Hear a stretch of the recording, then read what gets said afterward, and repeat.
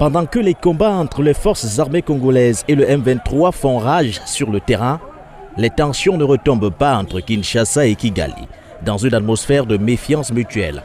À la question de savoir comment sortir de la crise, il est important de jeter un regard sur les causes, car mal poser le problème serait courir le risque d'un enlisement défavorable au peuple congolais et rwandais.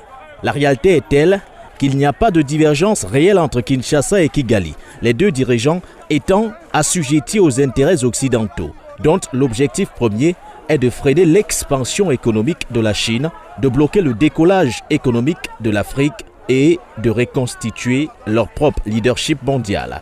Qu'est-ce qu'on va faire? Qu'est-ce qui va permettre de bloquer la Chine?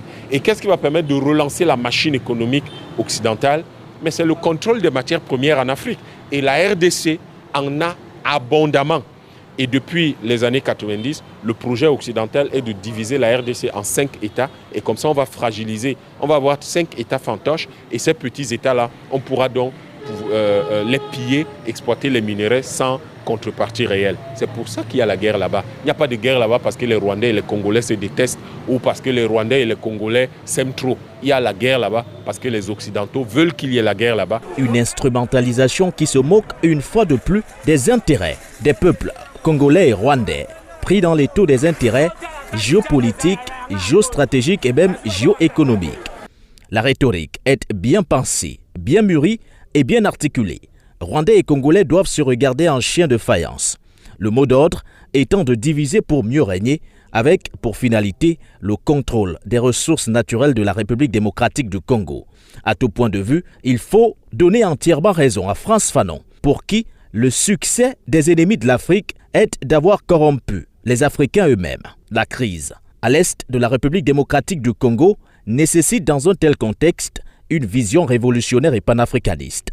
Les autorités congolaises n'ont aucune solution et les autorités congolaises actuelles ne sont pas arrivées au pouvoir pour régler cette question. Les autorités congolaises actuelles, malheureusement, ne peuvent pas gérer la seule solution qui a du sens pour le moment.